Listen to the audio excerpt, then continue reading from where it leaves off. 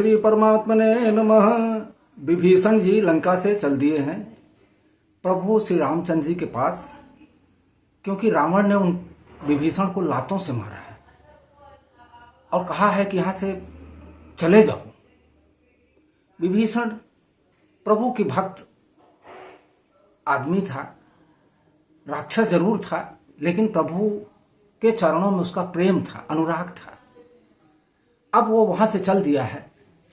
चलने के बाद में जब यहां आता है तो क्या है, एहि विधि करत सप्रेम विचारा,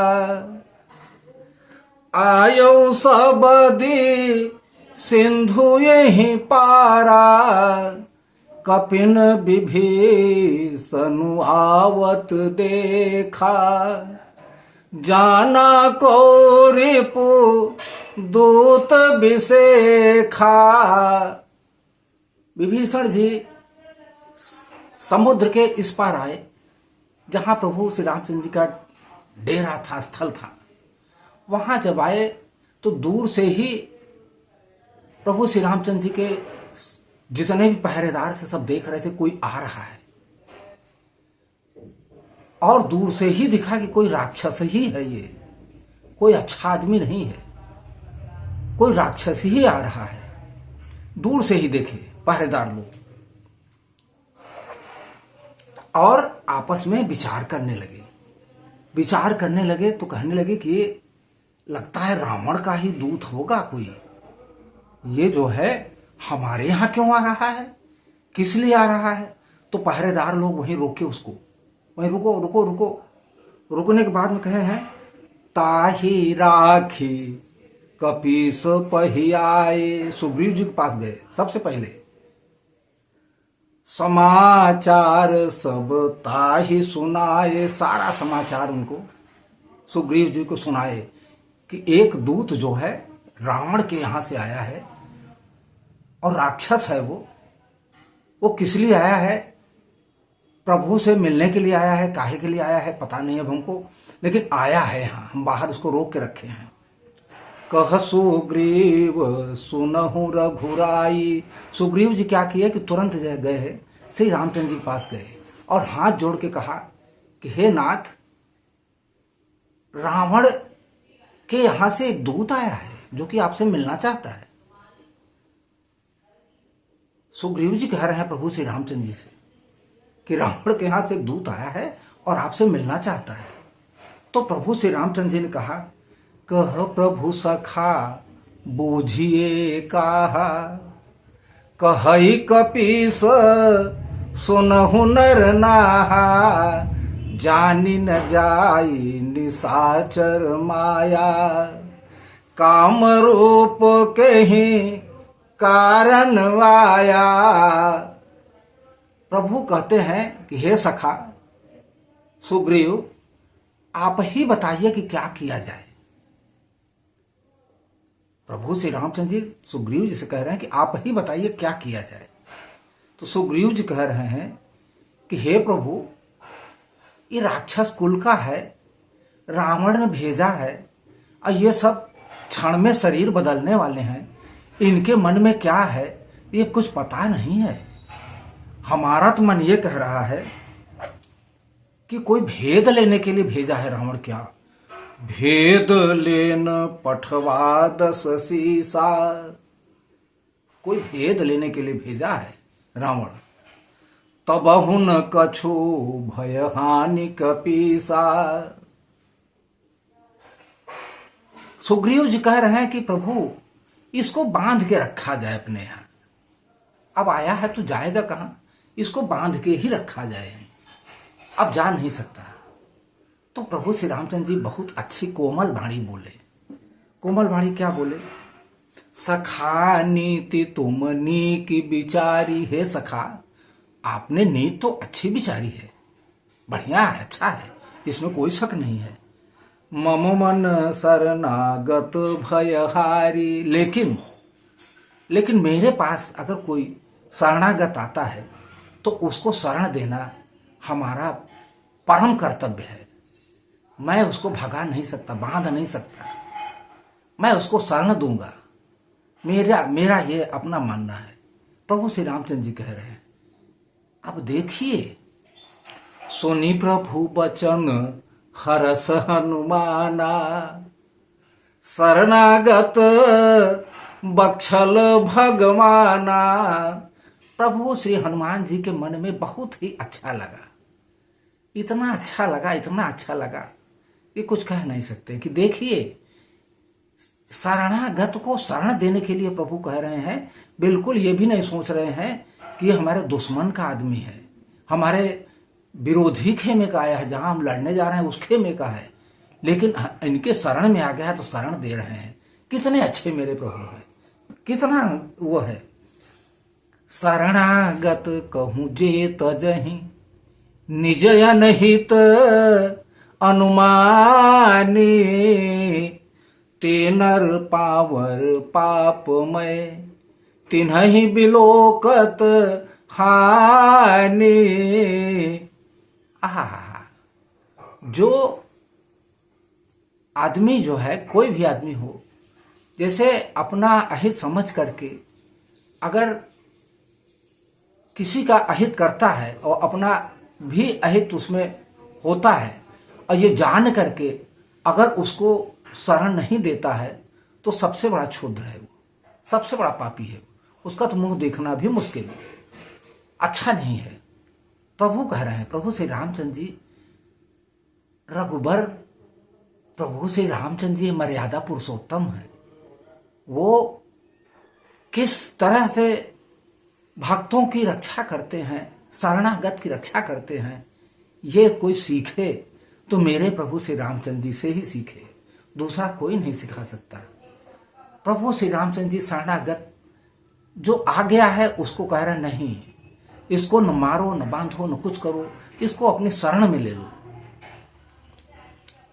अब क्या है, कोटि विप्र बध लागहि जाहू, आए शरण तजहु नहीं ताहू। सन्मुख होई जीव मोहि जबहि, जन्म कोटि अघ नासहि तबहि। कोटि विप्र, करोड़ों ब्राह्मणों को मारने वाला भी अगर हमारे पास आ जाएगा तो मैं उसको शरण दे दूंगा। कोटि विप्र पद मारे जाओ, मेरे पास अगर आ गए, मेरे सन्मुख आ जाएगा तो मैं उसको शरण जरूर दे दूंगा। क्यों? सन्मुख होई जीव मोहि जबहि, जैसे ही मेरे सन्मुख आएगा, जैसे ही मेरे सामने आएगा, मैं उसको शरण जरूर दे दूंगा, इसमें कोई दो राय नहीं है। पापवंत कर सहज स्वभाव, भजन मोर तेहि भावन काऊ। जो पे दुष्ट हृदय सोई होई, मोरे सन्मुख आव कि सोई।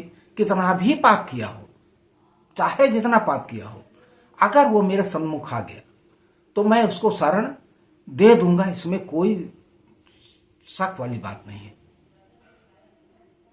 मैं शरणागत के शरण के लिए ही हूं। कोई दुष्ट हृदय का होगा, चाहे राक्षस हो, चाहे वो जैसा भी हो, मेरे सन्मुख आ जाएगा तो मैं उसको शरणागत के अलावा कुछ नहीं है, शरण उसको दे दूंगा। निर्मल मन जन सो मोहि पावा, निर्मल मन होना चाहिए, और आदमी अपने निर्मल मन से अगर हमको पुकारेगा, भजेगा, तो मैं उसकी सब कुछ सुनूंगा। मोहि कपट छल छिद्र न भावा, जो आदमी अगर कपट करता है वो हमको पसंद नहीं है, निर्मल मन वाला पसंद है। निर्मल मन हो, आप हमको पसंद है। भेद लेन पठवा दस सीसा, तबहु न कछु भय हानि कपीसा। अगर भेद लेने के लिए भी रावण ने भेजा है तो भी यहां हमारा कोई हानि नहीं होगी। हे सखा सुग्रीव, यहां मेरी हानि तब भी नहीं होगी। अगर वो भेद लेने के लिए भी भेजा होगा तब भी मेरी हानि नहीं होगी। अहूँ सखा निशाचर जेते, लक्ष्मण हनई निमिष महु तेते, जो सभीत आवासर नाई, रखी हूं ताहे प्राण की नाई। हे सखा, हे सुग्रीव, जितने भी राक्षस हैं,